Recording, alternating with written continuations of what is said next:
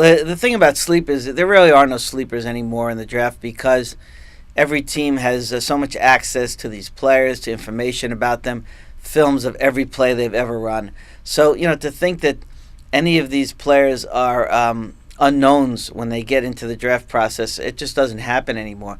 But what does happen is you'll get a player like Joe Flacco, who's the quarterback from Delaware. He played at Pittsburgh. He couldn't beat out, or wasn't given a chance to beat out Tyler Palko, who's also in the NFL now as the third stringer. He transfers to Delaware, and he leads Delaware to the national championship game this year in 1AA. They lost the game, but Flacco really showed a lot of promise. Then he goes to the postseason, the combines, and the All-Star games, and he excels.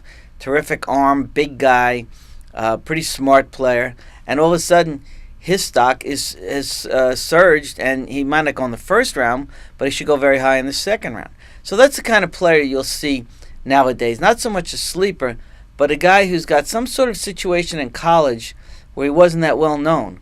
It could also happen that maybe a player was a backup for 3 years in college and then finally gets to start in his fourth year and plays very well. And then he goes higher in the draft than you would have expected before that. He's not a sleeper, but people have discovered off the 1 year that he got to play how much he can do.